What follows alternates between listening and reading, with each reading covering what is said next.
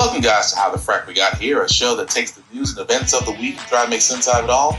I'm your host, the most Will Buchanan, and on this show, we simply are all about the facts. There are plenty of news stations out there that simply want to do anything short but inform you.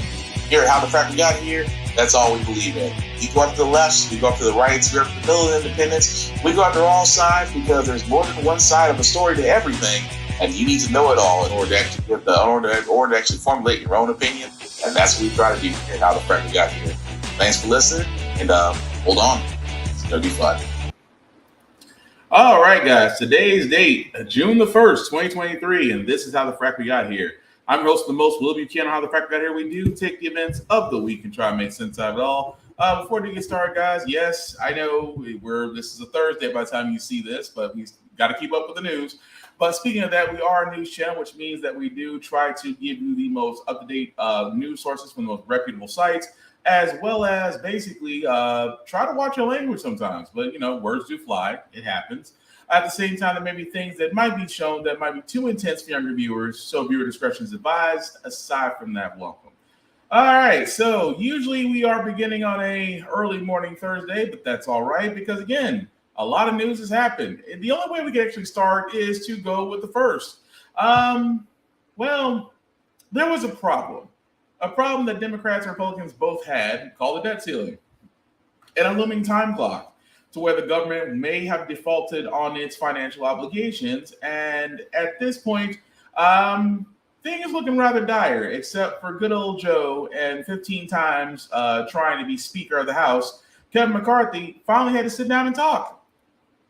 The first real test for President Biden and House Speaker Kevin McCarthy's debt deal, a critical House committee vote. Yes, I'm confident we'll pass the bill. The legislation to avoid a catastrophic default must pass by June 5th, and already lawmakers from both the conservative right and the progressive left are raising concerns. Not one Republican should vote for this deal. It is a bad deal. It is bad in a lot of respects. The bill will raise the debt ceiling for 2 years. And after Republicans demanded spending cuts, the deal caps non-defense spending to just a 1% increase over the next 2 years. It claws back unspent COVID aid and places new work requirements for some adults on food stamps. Still, some House conservatives are worried McCarthy gave up too much. And some are entertaining what's called a motion to vacate, a vote to remove McCarthy as Speaker. How do you view the motion to vacate in this situation? I mean, as a tool to fix Republican leadership to align with the Republican conference. But McCarthy believes the bill's future is solid and his speakership is not in danger. I'm not sure what in the bill people are concerned about. It is the largest savings of $2.1 trillion we've ever had. Are they opposed to work requirements for welfare?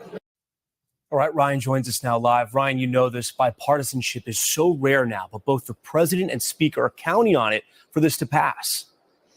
That's exactly right, Tom. We know that there are enough no Republican votes right now to sink this bill.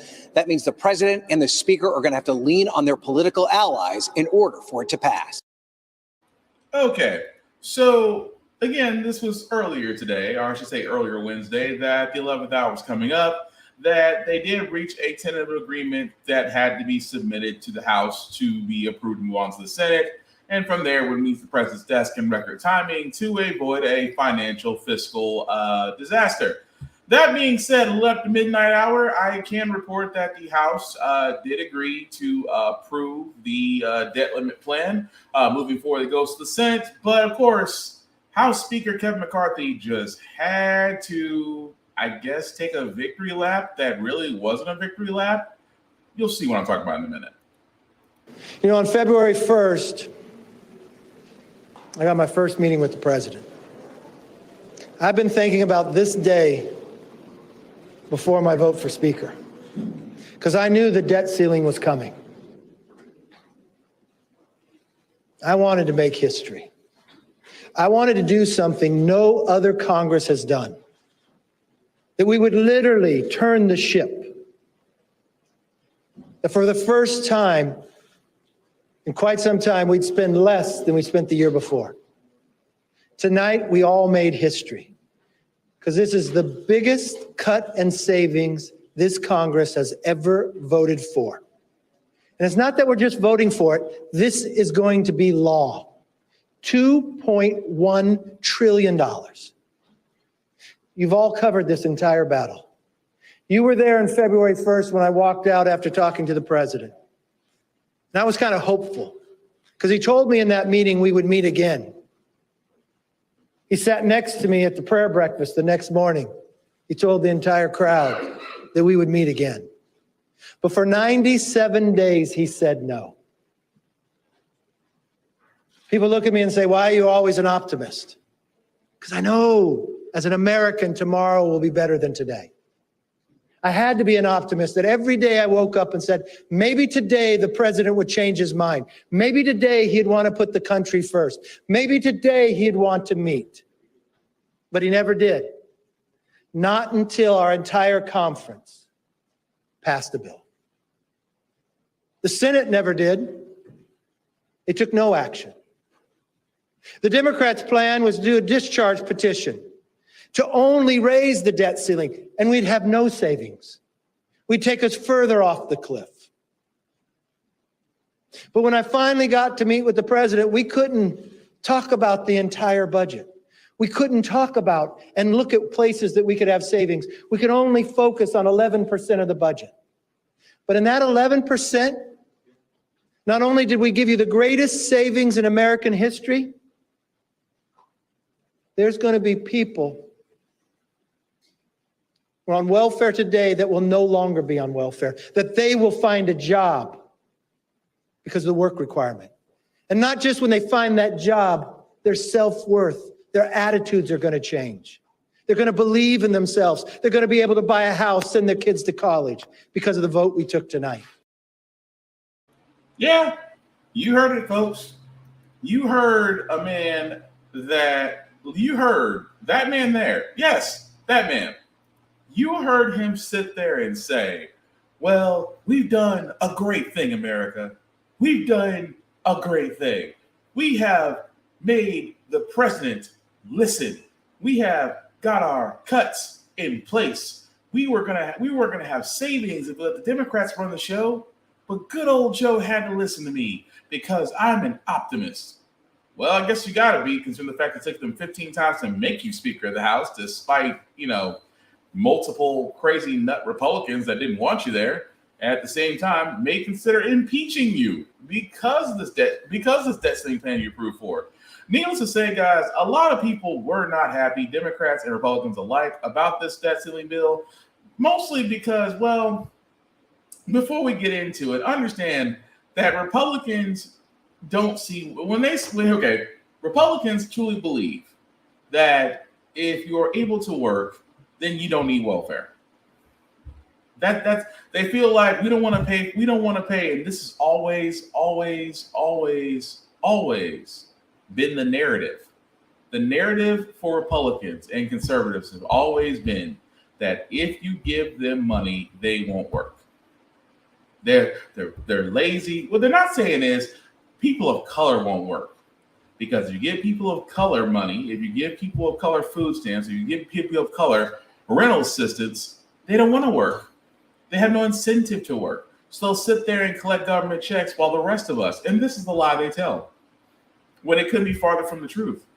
Because everybody, for a good majority of us, want to work.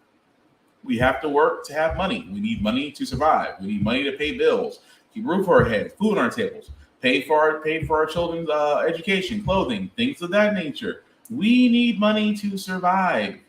At the same time, we do need jobs as a sense of purpose. Nobody has ever sat at home and said, well, if the government gives me money, why do I need to do anything? Because they see a few people out of a stereotype and judge that among an entire ethnic group, which is completely unfair, considering the fact that the face of welfare is not a person of color, but Caucasians. Kentucky and Mississippi, the greatest number of welfare recipients, 95% white.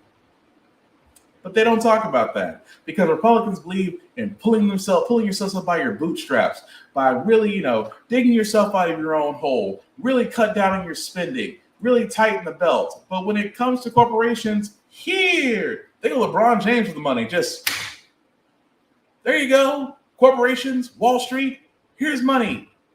And then they'll defend it. Oh, because they're the job creators. They need this. Republicans, again, are going to screw over people, especially those in the older generation, because you know why? They've increased the age limit for work requirements for welfare benefits instead of increasing the welfare benefits. But that's not the only thing. Like I said before, a lot of people are unhappy, and I keep on saying this. They're unhappy, reason being, because, well, not everybody was a clear winner out of the debt ceiling plan. Here's what it's all about. Sides had to obviously compromise to reach this agreement. Walk us through what each party would gain. And these are broad brush strokes here, Wolf. Some people don't think there's such big gains in either party. Nonetheless, on the Republican wins, let's start with that. Non-defense spending is capped. Defense spending is actually going to go up a little bit, but spending on things like education and transportation and law enforcement and all those sorts of programs, discretionary spending, those will be basically level for the next 2 years under this deal. Work requirements will be expanded for food stamps a little bit, in that the upper limit of the age of people who might have to work to get food stamps has been moved up some, something that Republicans wanted. Many wanted more than what they got here. They'll claw back $30 billion in COVID funds, money not spent on COVID. They think that could help balance things out. They will restart student loan payments. The suspension of student loan payments started under Donald Trump. It has continued under Joe Biden, both presidents thinking it was necessary. The plan has been to restart those anyway. Don't confuse this, though, with the plan to forgive student loans that the Supreme Court is considering right now. It's a different matter. And cut IRS funding. A lot of Democrats have really backed this plan that's out there. It's already been approved to put more money into the tracking down of wealthy taxpayers to make them pay more of their share. Republicans have said, no, you're just going after all taxpayers. We don't want more of this. That's been cut back a little bit too. So, Tom, those are the areas in which Republican leadership can argue they negotiated wins for their caucus. How about the Democrats and the Biden White House? Well, you can start there, Wolf, with the simple fact that they have a deal. If you're the administration and one of these fights come up, it really is going to be incumbent upon you to come up with some kind of a deal, despite the fact that some on the Republican side said they would take no compromise. There are compromises here, and a deal has been reached. No work requirements for people receiving Medicaid. That is the health program for people of low income and other concerns. There will be no work requirements for that, though some Republicans want it. Maintain climate and clean energy initiatives. Again, some Republicans were not keen on that. Democrats said they have to have it. They really wanted it. That basically is going untouched. A few little minor things. And the debt limit will be suspended until 2025. You could argue that this is a win for both parties, Wolf, because it lets them get through this next election without having this explosive matter on the table, and it will allow them to each try to consolidate their position with the voters. So there's a little bit on both sides, Wolf. There's something on both sides that will irritate their core base, even as it helps them along. Well, he's right about one thing. Nobody's happy. Let's be honest here, and I say this with all certainty, that let me get this straight. Republicans are happy. Well, I'll tell you why they're happy. Number one, the student loans are going to be restarted at the end of August. Student loan payments, the hardest things to kind of get rid of because pay hasn't increased, but everything else has. The fact that, that predatory lending is still allowed, that the amount of interest loans on these student loans given to kids who may or may not have a good financial literacy background, signing loans they'll be stuck with for the rest of their days. Yeah, those payments are starting back up. And they're not payments that'll pay down student loans. That's just the interest. Keep in mind that Republicans wanted this because their donors, which were mostly banks and private banks who lent out these loans, and private companies that lent out these loans, were saying we can't collect on the interest rates, we can't collect the interest payments on these student loans. Not the fact that we can't help students because we always have money, but we cannot collect the extra payment off these student loans because of the way these loans are set up. Republicans fought tooth and nail, not only against Biden's student loan debt forgiveness plan, which, by the way, is still the Supreme Court, which again makes me nauseous because it is still a 6-3 conservative majority over there. So no telling which way the wind's going to blow on that, because the Supreme Court could vote to get involved, or they could vote to not get involved. Which again, we're waiting. Everybody who has student loans waiting on bated breath to see what these 9 people are going to do. But really, we're waiting on the idea of what 6 people will do. But at the way the Supreme Court has been, if they get extra security for any decision, and I do mean extra security, you've already gotten a decision they're about to make. But outside of student loan payments being restarted, they wanted to cut IRS funding. This has always been the Republican scare tactic, because the IRS, for anybody who's ever called them, anybody who's ever talked to them, anybody who's ever dealt with them, it is a tedious, it is a painful, it is a impatient way of trying to get our finances for America to collect its money from its citizens. The $80+ billion that was going to go to the IRS was supposed to be for hiring new agents, was actually supposed to streamline processes, was supposed to make one of the most annoying departments in the U.S. government run a little bit more efficient. Here's Republicans. They're hiring so many more people to go after your taxes. No, because again, first and foremost, if there's a person out there who is a billionaire that writes off 99% of his taxes, and you, ordinary Joe, you do your taxes every year, and you may get 1,000, maybe 2,000 at best. Who do you think the government's going to go for? The billionaire or you? I can guarantee 9 times out of 10 it won't be you, because compared to the billionaire who has money, who could pay his taxes, and guess what? Still have money. That's the people they're going to go after. But again, listen to most conservative media, Fox News and all of them, made the IRS to be like the big bad wolf come tax season. They're going to come up to you. They're going to audit you. They're going to take your paycheck, all this stuff. Scare taxes is what it is. But anyway, under this deal, the IRS funding got cut. They took $1.2 billion away from them because, again, they consider it as moral victory. And then the non-defense spending caps, which, if you heard, defense spending increased under the debt ceiling. Defense spending. The same group of individuals under the Department of Defense, the U.S. Pentagon, all of them, their spending increased. This is coming from a department that hasn't passed a successful audit since never. And under this debt ceiling plan, their spending increased. But you know what did get capped? Non-defense spending, education, transportation, things that didn't have to do with war are capped.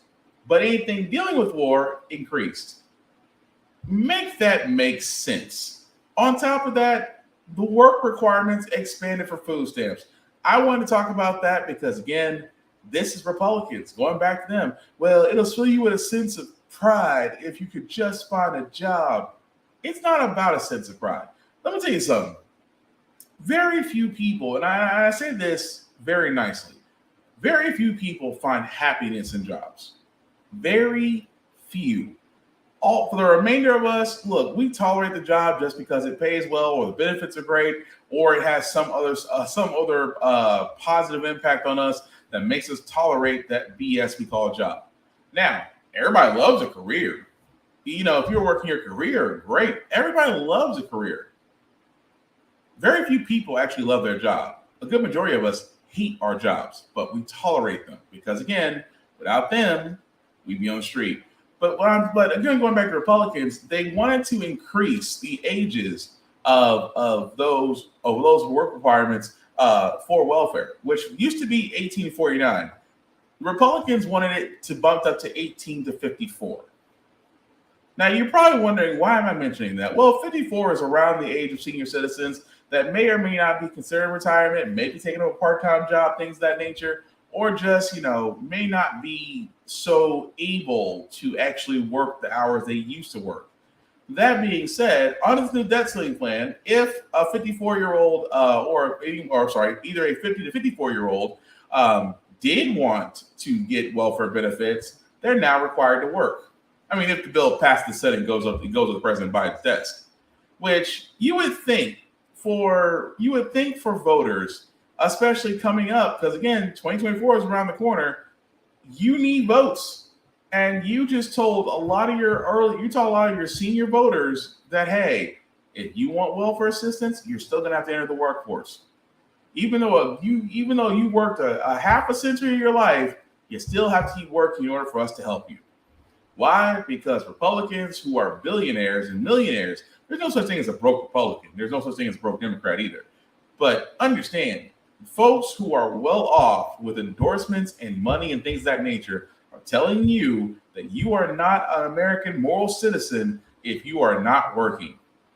And they just now told 54-year-olds, guess what? If you want assistance, you're gonna have to work. And it makes no sense. But the funny part is, on Medicaid, there are no work requirements. Why is that? For Medicaid, there is no work requirements because, again, Republicans wanted that too. Republicans wanted work requirements for Medicaid. But you know what's so funny about that? How many people are on Medicaid right now? Millions. Millions of registered voters. If you told those registered voters that they had to turn around and had work requirements for Medicaid, chances are you wouldn't be in office next election. But they pick and choose their battles. They really do. Now, from a progressive standpoint, yes, this is a horrible bill. From a conservative standpoint, again, they don't like the bill either. This bill was a compromise because they still believe in bipartisanship. And it's kind of funny where you see Kevin McCarthy talk about, well, the Senate didn't do anything. Well, again, if the Senate did do something, or if they did produce a bill, or they did say, well, let's go ahead and raise the debt ceiling, like Republicans have done numerous times under the Trump administration without the Democrats' help, you would call us hypocrites. Or, my personal favorite, if the Senate did vote to increase the debt limit ceiling and then it goes to the House, all Republicans would have been against it. Simply put, because the Democrats suggested it. So it was for the Democrats, it's more of a damned if you do, damned if you don't. So why not wait for bipartisanship to happen so we can finally get you guys to come to the table? Because really all Republicans wanted was spending cuts. That's it. They really wanted work requirements for Medicare, Medicaid, and food stamps, which is really what they wanted. They really wanted Biden's student loan debt assistance forgiveness plan to be thrown out too, which it was. It's not included in the debt ceiling plan. But the point of it being is that they still wanted their cuts and that they were willing to risk the futures of American citizens on it, as well as defaulting on government payments. So it's going to be interesting to see how they spin this and how presidential candidates, because we did get a couple more days in the Republican pool, are going to be able to answer that. But really quickly, though, they talked about spending and defense spending. And I had to ask this question before I play this next clip. How in the world, for a department that was created under Trump, is still around, and even more so, having a problem getting its central headquarters because of abortion? And I cannot make this up. Plans to move U.S. Space Command's headquarters to Alabama may be on pause. According to two U.S. officials, the White House is delaying the move because of Alabama's restrictive abortion laws. NBC News Pentagon correspondent Courtney Cubey joins us now from the Pentagon to dig into this. So, Courtney, first off, can you just walk us through why abortion, a public health issue, is causing this delay for the military, especially since this decision to move Space Command was actually made years ago before the Dobbs decision ever even came down? Yeah, you're right. So the decision to move to headquarters Space Command in Alabama was made by President Trump literally in the last days before he left office in January of 2021. Well, when the Biden administration came in, they ordered a review of the decision to move Space Command there. There already has been a presence, Space Command in Colorado Springs, and they wanted to look at whether the decision-making process was adequate. So both the U.S. Department of Defense Inspector General and the GAO both conducted reviews and found that the decision-making process had been adequate, even if there were some things that they called into question. Ultimately, they both found that Huntsville, Alabama was the correct place to choose based off the criteria. That being said, then the White House ordered the Secretary of the Air Force, Frank Kendall, late last year in 2022 to conduct another review. And that's where we are now. That review is still ongoing, according to officials. But in the meantime, Space Command continues to grow out in Colorado. They're still building there. And according to the head of Spacecom, General Dickinson, they'll be fully operationally capable by the end of this year. they're in place in Colorado. So that gets us to the abortion question. According to the officials we spoke with, there is some concern or belief that the White House, the Biden administration, has decided to continue to delay any decision to move Space Command to Huntsville because of this restricted abortion policy. They're concerned because there's no military hospital there for the 1,400 roughly personnel who would be moved there under Space Command, that women and dependents wouldn't have access to some reproductive care and would have to leave the state. That's according to these officials we spoke with, St. Clair. That's a really helpful breakdown, Courtney. So I wonder then, if the president decides to keep Space Command in Colorado, sounds like that may be happening. What does that mean for this military branch and future projects? So there are a bunch of members of the U.S. military, senior leaders, who actually are in favor of keeping it in Colorado. They claim that they're concerned about any kind of an operational pause. But the reality is, this is a headquarters that they would be moving to Alabama. So they could maintain their operations even if they were to move it to another location. All right, NBC News, Pentagon. Now again, okay, it could be just me. U.S. Space Command. How is it still a thing? I mean, when Trump brought it up during his administration and said that he wants to establish the world's first U.S. Defense Space Force, we all thought it was a joke. And then they created one. And we still have, it's just like his Trump's tax plan cuts. They're still around. I am trying to figure out for the life of me that all the president has to do is make one phone call. President Biden, if you ever seem to gauge or someone tells you about this podcast, I have to ask this question, or even ask the defense, ask the Department of Defense, Mr. Secretary of Defense, why do we still have a U.S. Space Command? Why? Do you guys see? This is the reason why I think for those folks that believe in UFOs, that actually see unidentified flying objects, that believe that aliens just pass us by because they looked at our Earth and said nope, and kept it moving.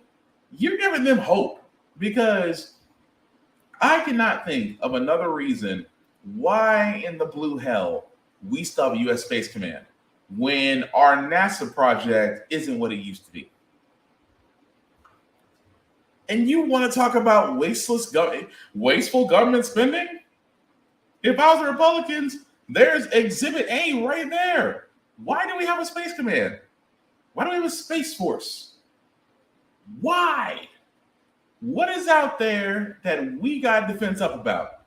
I doubt there's a xenomorph out there that's looking at our Earth and going, Golden Corral buffet, green light, go right ahead. I don't, but it's wasteful spending. The same things, and this is going to the same Department of Defense, where if the Senate decides to go ahead and approve what the House already did on, that very same Department of Defense budget is going to get increased. But again, for some odd reason, we still have to have a U.S. Space Command. Figure that out. But again, I did talk about elections, guys, because the reason why I talk about elections, because they're heating up. Next year is going to be the presidential election. Biden has already said he's going to be running. No Democrats have came forward yet, which I'm very surprised by. I am very surprised because usually there's one or two. I mean, don't get me wrong, Bernie Sanders has tried it. Elizabeth Warren has tried it. Marianne Williamson has tried it. But, I don't hear anybody really going up against Joe and saying, I think we need a different style of leadership. I hope somebody does. I hope somebody progressive does. I would love to see AOC. I would love to see her run. I would love to see Bernie Sanders give another run. I would love to see those things because we do need more of a progressive mindset. That's just me. But on the other side, with the Republicans, now keep in mind, just last week we talked about one of the only two black guys in the GOP, Uncle Tom himself, Tim Scott, is joining the Republican primary as a candidate. Keep in mind, he joins Nikki Haley. Which that is not her real name. Also is running for president. We also said last week that dictator Ron DeSantis out of Florida has also announced to run. So therefore, you already have three candidates along with soon-to-be prison candidate Donald Trump, if he somehow makes it 2024 unscathed. So far, we have four potential presidential candidates going into 2024. And as of today, 2 more have been added. 24 race for the White House. Yes, indeed, it's heating up. Former Vice President Mike Pence is set to announce his presidential run next Wednesday. Joining us now, ABC News political director Rick Klein, also Alex Pruchet, who is in Iowa covering the campaign kickoff for Florida Governor Ron DeSantis. So, Rick, GOP primary clearly heating up. What are you learning about Pence's announcement, and how do you think he's received by voters compared to the GOP candidates who've already come forward and declared?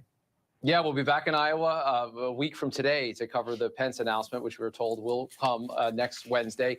Not a big surprise. He's been openly talking about this possibility for some time, but there isn't much in his favorability numbers that suggests that he's done anything more to convince a lot of skeptical voters. It does look in the latest polling that he's kind of taken it from both sides. A lot of people that oppose Trump think he might be too close to Trump, but a bigger problem is that Trump loyalists view him as disloyal because the former president has said as much. It will be a tough needle to thread, but if he can thread it, it will go through Iowa, home to a disproportionate number of evangelical voters. That is the Pence sweet spot and where he hopes to be able to break through as a candidate.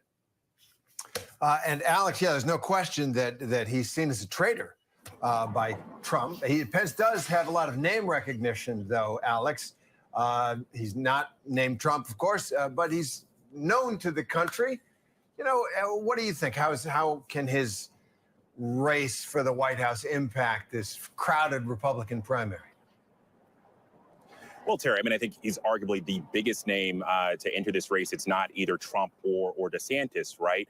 But on the topic of DeSantis, specifically, he has tried to campaign and make this a two-person race. We know that he's positioned this race that way to donors. It's been successful for him the last few months. Well, this increasing field, and certainly with the former vice president now entering, well, it changes that calculation, right? It changes the shaping there. And so I think that as Rick pointed out, certainly the former vice president has his own challenges threading a needle, being a part of that Trump administration, which will certainly resonate with some of the evangelicals here in Iowa, his principles and his policies, but also that Trump has called him out specifically as a traitor. And then now you juxtapose that with another politically aligned candidate in DeSantis. It's going to be a very, very tightly contested field here. All right, Rick Klein, Alex. Oh, it's going to be contested, all right. I mean, again, Mike Pence, the man who is by far the creepiest religious candidate I've ever seen, because anybody who speaks in a very monotone voice and calls his wife mother and is a devout Christian gives me serial killer vibes. That's all I'm saying, serial killer. But again, Mike Pence joined the group, so now we went from 4 to 5, but that's not all, because a very famous, infamous Republican candidate, former Governor Chris Christie, is also running.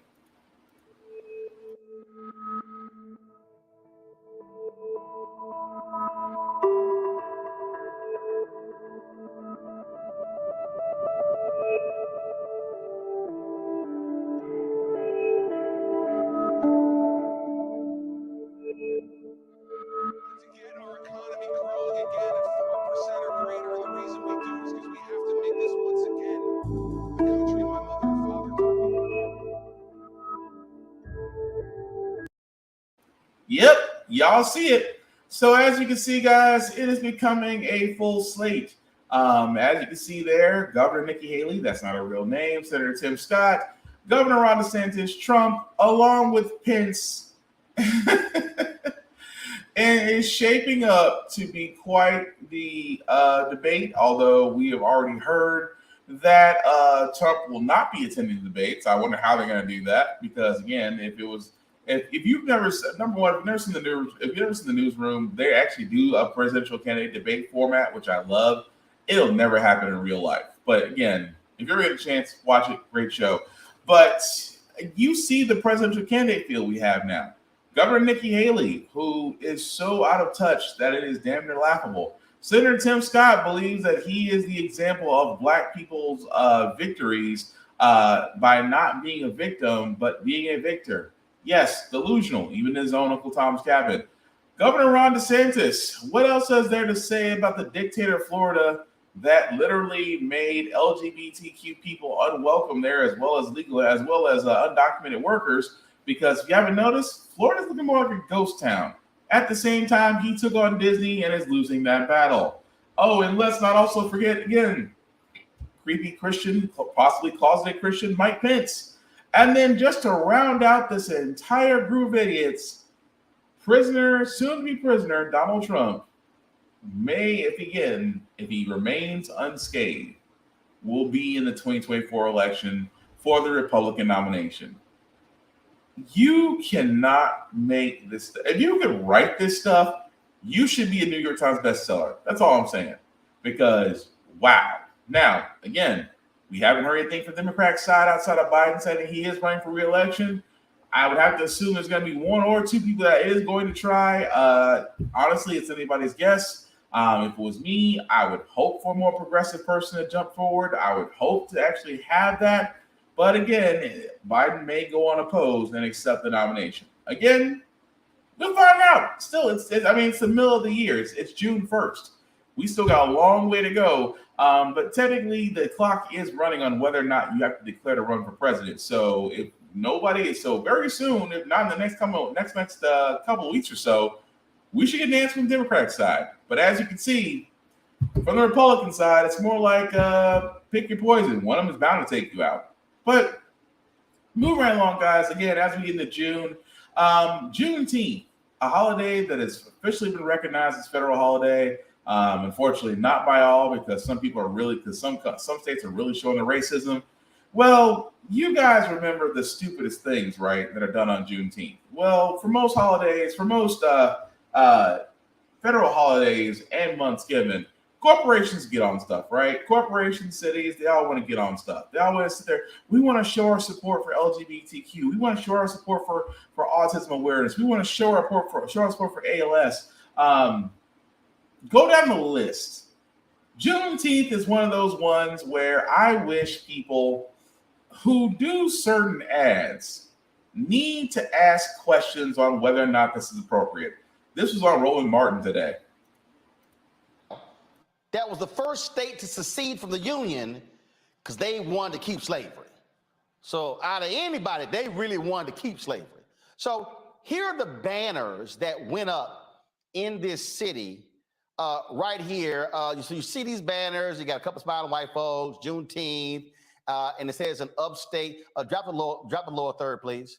An upstate celebration of freedom, unity, and love. And so you see now, go back to the other one, because I want you to see the website, because the website is, go back to the other, is Juneteenth, JuneteenthGVL.org, JuneteenthGVL.org. And so obviously that is for Greenville.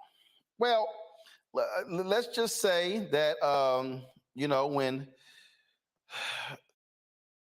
I'm sorry, Roland. I got to stop you right there for a second.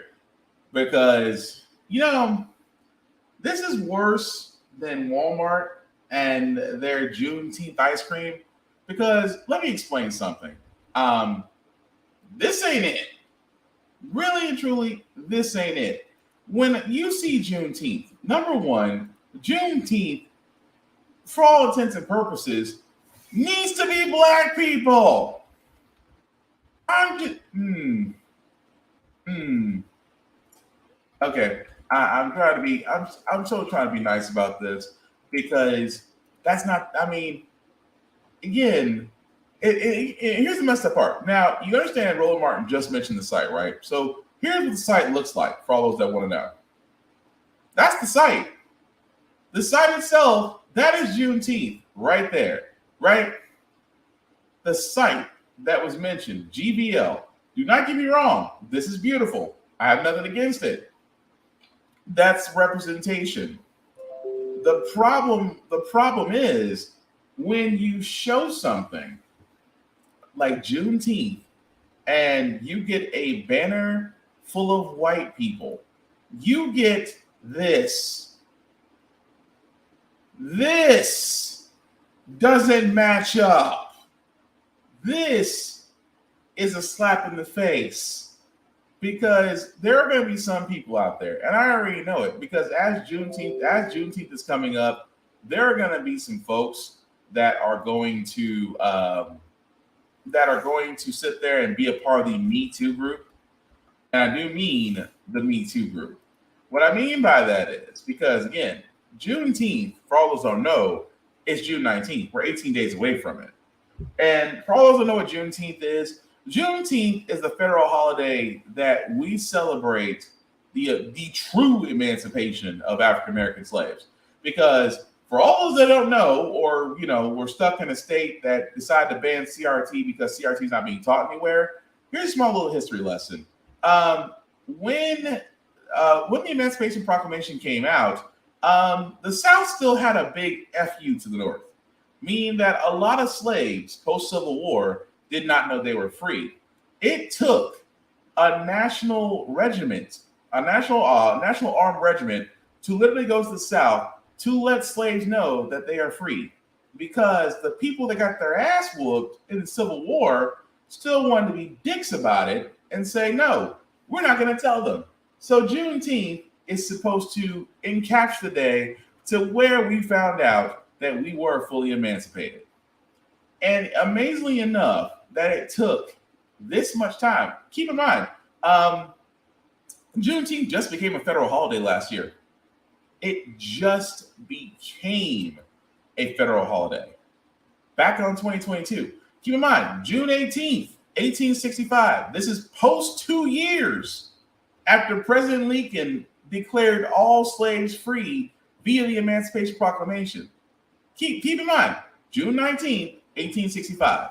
This is 2 years after the Emancipation Proclamation, to where the Union Army troops had to go to the South, specifically in this case, Galveston, Texas, to enforce the Emancipation Proclamation, to where all blacks are free. Why is that relevant? Because a lot of people will sit there and try to pull this. They will try to pull this and say, oh, we support Juneteenth. We support a celebration of freedom. We support a celebration of Black people being free, and therefore making our country such a great and wonderful place. As much as I make fun of it, a lot of people think that way. A lot of people think that because we had President Obama that the racism is over. A lot of them think that. So imagine that with Juneteenth, and again, it's tone deaf. It's about as tone deaf as the Walmart Juneteenth ice cream. Yes, it happened. History lesson. New this hour, Walmart is pulling an ice cream commemorating Juneteenth from its shelves after a social media backlash. The Juneteenth ice cream features a message to celebrate African American culture, but critics called it a tone-deaf effort to cash in on the federal holiday. Walmart is also selling party favors and clothing with Juneteenth branding. Walmart released a statement apologizing and says that it's going to remove the items as appropriate. Juneteenth commemorates the end of slavery in the United States. Crazy, isn't it? The ice cream thing, I will never let that go, Walmart. I'm sorry. I will never let it go. I will never let it go because it just shows you how tone deaf, how lacking of social and cultural awareness corporations and some of the Rice Cake Warrior Foundation really do have. That it would be different if Juneteenth was celebrated by those. It's like, you know what, but then again, we shouldn't be surprised. Because not too many, and again, correct me if I'm wrong, when Cinco de Mayo comes up, whose majority usually celebrates it? I'll wait. Or my personal, it's like or St. Patrick's Day. Majority of people that celebrate that. I mean, I can keep going down the line. It's just when it comes to cultural awareness. For example, Black people don't celebrate St. Patrick's Day. Sure, a lot of us may have Irish names, but we don't go around saying we're Irish for the day. We don't go around on Cinco de Mayo pretending to be of the Latinx community. We don't. A lot of us don't even celebrate July 4th the way a lot of you Rice Cake Warriors do. We just use it as an excuse to get together and grill and have a good old time because we weren't free on July 4th. History lesson. We weren't free. Now on July 4th, not only the birth of a nation, we still weren't free. When the Declaration of Independence and the U.S. Constitution were written and signed by slave owners, we still weren't free. But Juneteenth is our Emancipation Day, but it should be something that we hold in high regard. You want to sit there and be an ally to Black people during Juneteenth? Here's an idea.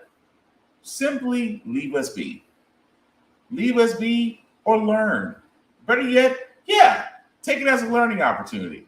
Take it to learn what Juneteenth is. Take it to learn actual history, not just the whitewash history that DeSantis and others want to make sure that you don't have. Actually learn history and be informed and be cultured. You will be better for it. That's something you can do on Juneteenth. But just leave us be. That's all I'm asking. Moving right along, guys, I did want to cover this again because I talk about this a lot, about transgender sports. I've talked about it once before. I've sat there and said it is crazy that most conservatives will use the transgender subject as a way to defend women's rights, but will not defend a woman's rights over her body and her choices. Figure that one out.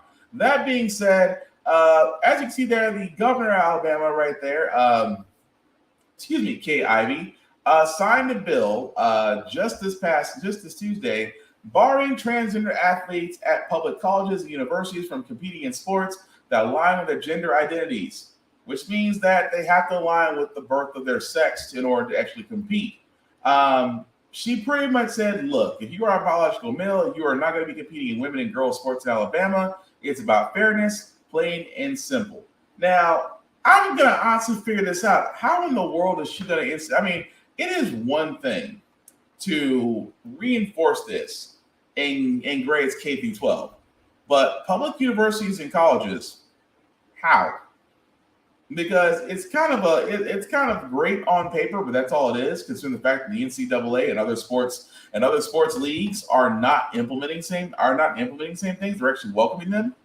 And again, how is this again fairness to women? Well, if a transgender athlete comes in, they dominate a women's league because they used to be a man, but now they identify as a woman. It's unfair to the women. Maybe you should be asking yourself, why does it bother you that much? And you're a man. If you're a man, why are you bothered about a transgender person that decides to play on the biological team that the sex that they associate with? Why does it bother you? That's my question. Why does it bother you? Because, well, it's unfair to girls' sports. Okay, then you're going to do one of two things. You can either do a league for transgenders and a league for heterosexuals. But I'm going to tell you what happens when you do that. Because the NCAA doesn't care if the person is straight, gay, binary, non-binary, transgender. They can give a crap about the preferences.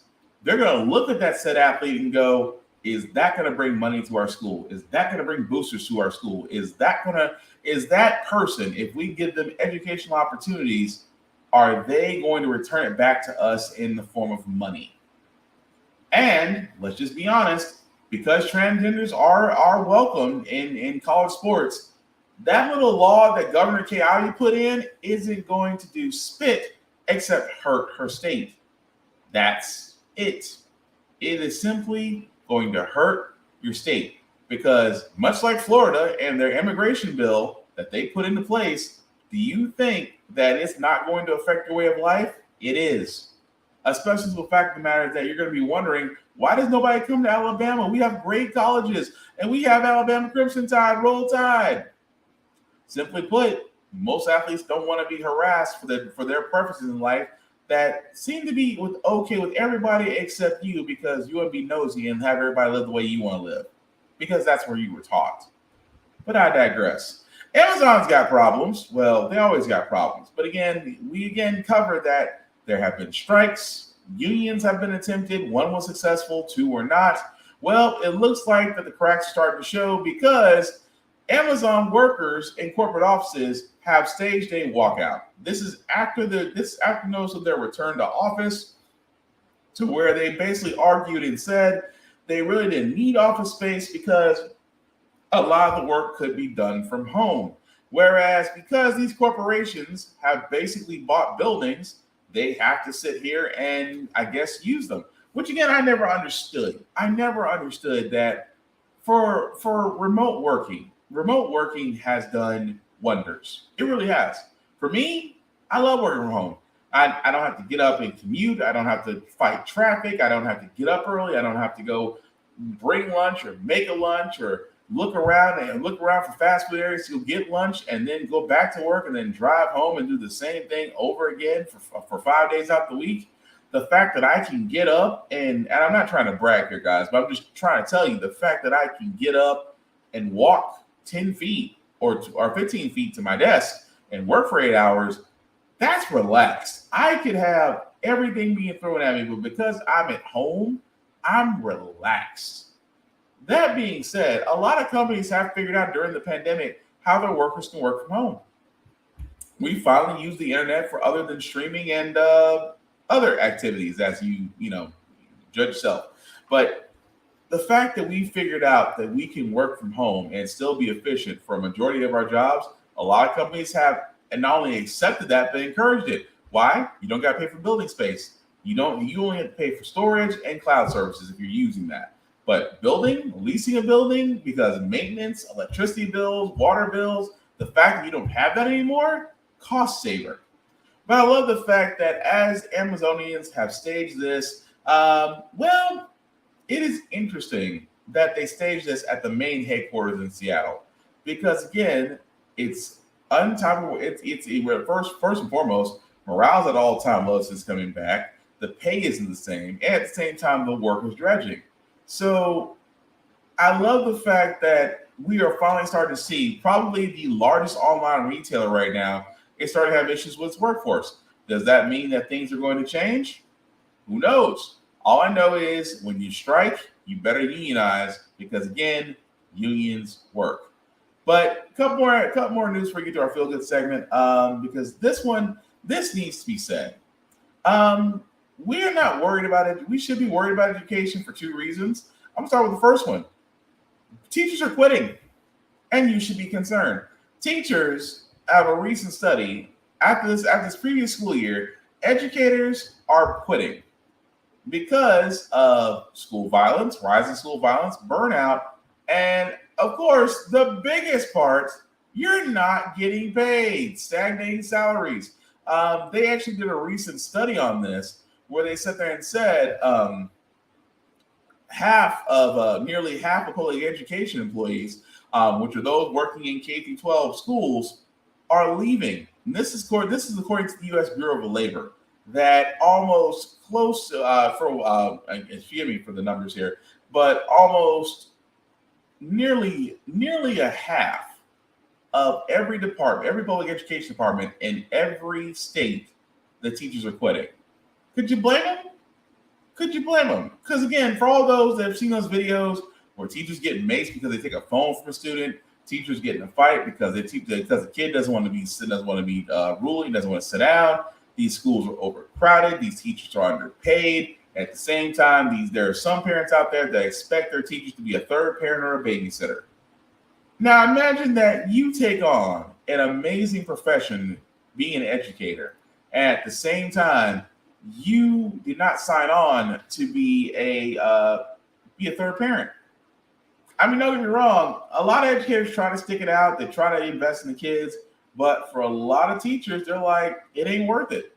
Some of them quit. Some of them find better jobs at private institutions or charter schools. But public education as a whole, because of this, has a domino effect. Because this not only happened in Marlin, Texas, this also happened in Knoxville, Tennessee, about the graduation rate. Where the principal was letting me know that my child would not be graduating.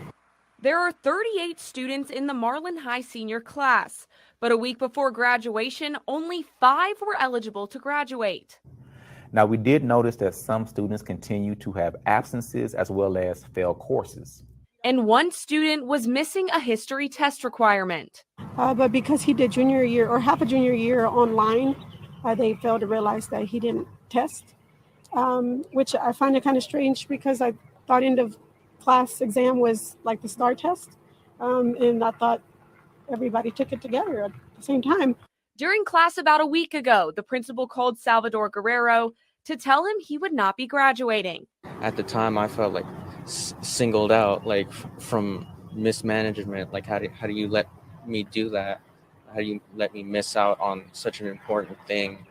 According to Superintendent Dr. Daryl Henson, all students were given a course plan at the beginning of the year that the counseling team was supposed to help keep everyone on track. Now, the ownership of things not being completed on the plan does have to be both on the students and the campus.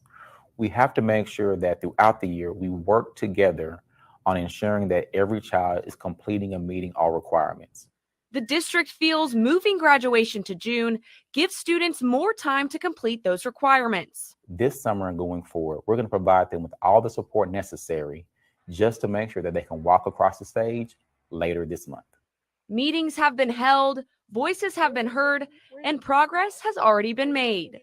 So over the past 3 days, including last night and this morning, we have had students here on campus making up seat time, turning in assignments, just doing all that they can to take responsibility to meet all graduation requirements. Okay, so what's crazy about that is that the school didn't really take responsibility. This was during a time where remote learning was going on, and remote learning, for all those that did it was interesting. But again, COVID was happening. Folks were still wondering how kids were going to react, and we're now seeing post ramifications of it. That you see less people graduating. In Knoxville, Tennessee, they actually, because of the same thing, because they do this stupid TCAP testing, that a lot of kids there are not passing, move on to next grade. But again, this goes back to what I said about education, that it is amazing that at the beginning of this podcast, we talked about non-defense spending being cut, and that's education. Well, you think education should be getting an increase, teachers should be getting paid, resources should be given more to these schools. Because honestly, if we gave education the same type of budget increase that we gave the Department of Defense, we'd have more smart people and less wars. Considering the fact that nobody wants to sign up for the armed forces anymore, it's getting a little hard to enlist. But that's always been the GOP's state of mind, that if we destroy something enough, that we can privatize it. If we can privatize from it, we can profit from it. And trust and believe when I say this, education is on the chopping block every year. And every year the GOP tries to find a way to undermine it more and more, to the point to where they can try to sit there and do my personal favorite, school choices. Your child can go anywhere that you want them to. Here's a voucher. Not realizing that in order for those vouchers to be present, that take the funding away from public education schools in order for your child to go to the school of their dreams. So again, that's their way of funding these private and charter schools, by taking funding from public schools. And that's just the tip of the iceberg.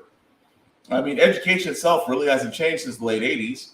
At the same time, it is harder, and the methods haven't changed. It's just the people. It's just the teachers.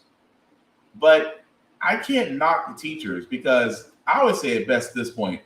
Teaching these days is kind of like corporate loyalty. You should only go to where you are paid for.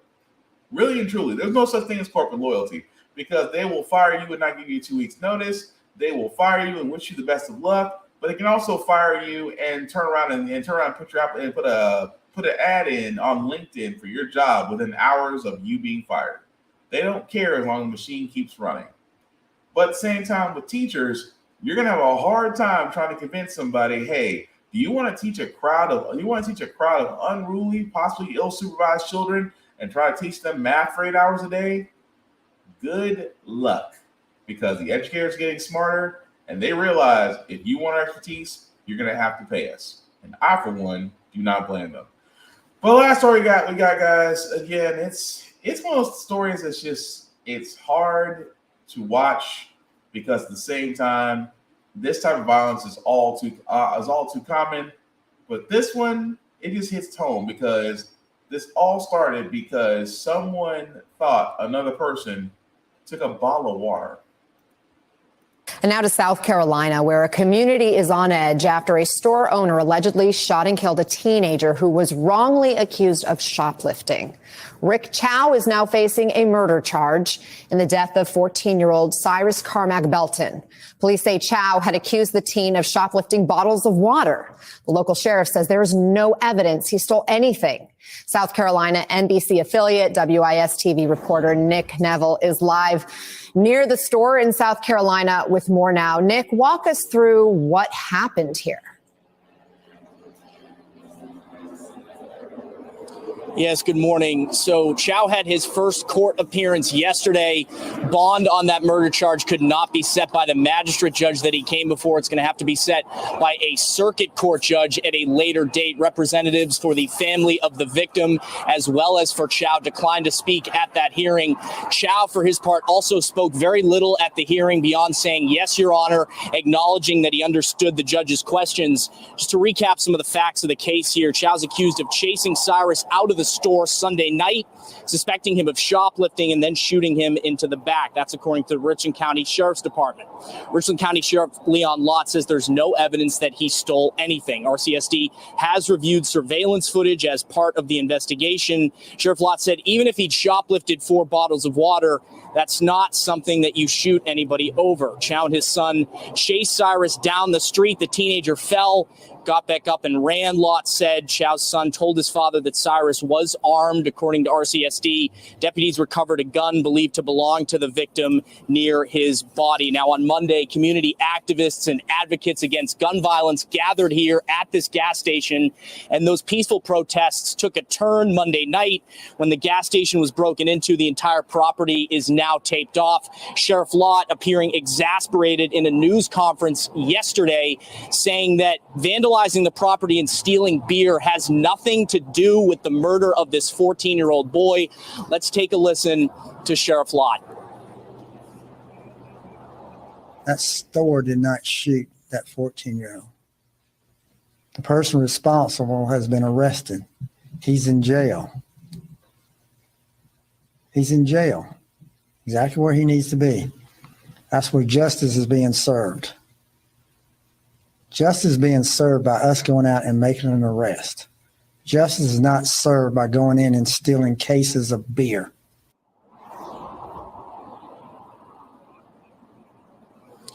Now, I did have the opportunity briefly to speak with members of Cyrus's family yesterday, including his father. They are understandably grieving and did not wish to provide any statement to us at this time. Reporting in Columbia, I'm Nick Neville. So what's wild about that? Number one, why did the sheriff get mad like it was his beer they stole? Now, that part just, it mystifies me. Now, do not get me wrong. Do not get me wrong. The owner decided to, and again, it's like, well, let me start from the beginning. It's water. Look, if I'm running a store and I see somebody go for a bottle of water, I'm just gonna give it to them. Look, I'll lose what? $1, $2.40 in profit for water. It's water. It's something that, honestly, in my opinion, bottled water should never be charged. It literally should be free. Considering the fact that we need water to maintain our bodies, to maintain our earth, to maintain our systems, our maintenance systems, plumbing, things of that nature. The fact that water should be a divine human right is what it should be. The fact of the matter that people are charging for bottled water, that is a crime in itself. But even if I am a store owner and I see a kid taking a bottle of water, I'm like, dude, just take it. Take it. Go. I mean, it's water. It's water. At the same time, whether or not the kid did take it or not, and the fact that he's running away from people who are armed, and people who have been to defense classes knows this. If the threat is running away from you, there is no need to discharge a weapon. None. If they're running away from you, if they're not engaging you, then there's no threat.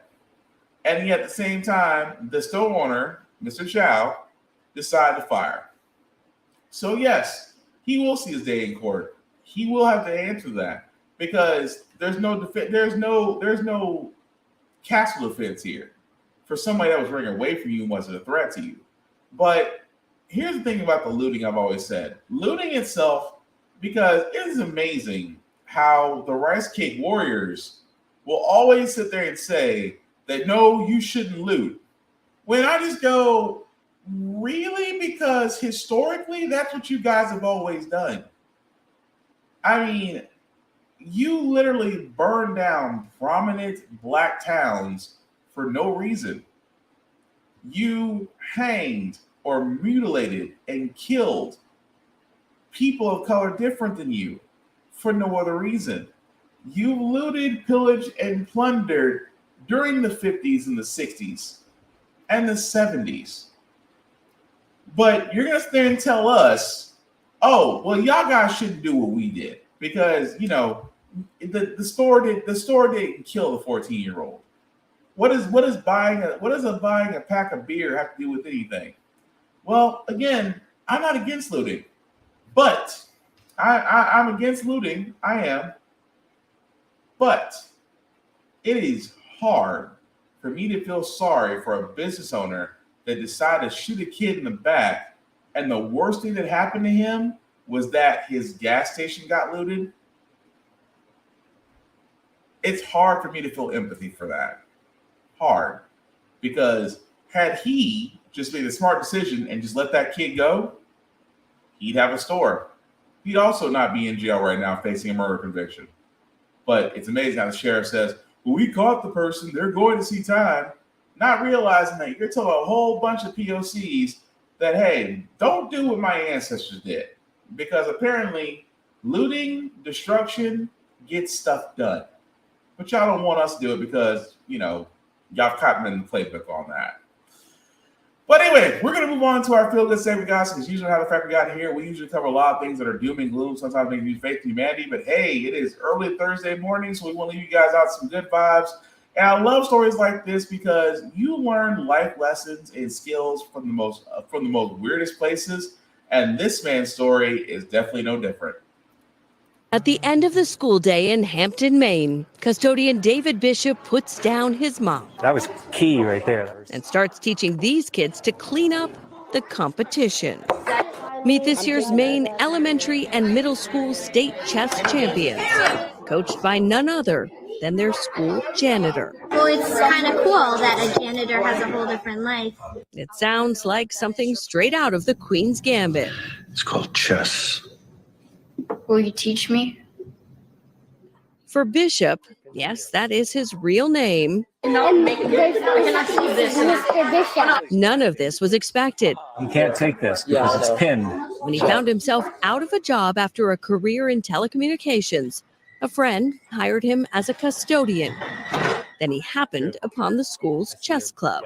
And I asked permission to join and just to help the kids. Now the team is stronger than ever, with top 15 finishes at nationals.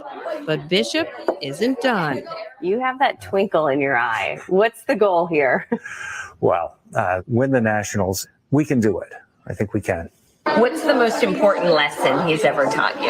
When you find a good move, make a better one. I think that can translate even to life. Sometimes you find exactly what you need. I'm grateful that no company wanted to hire me for a telecommunications job.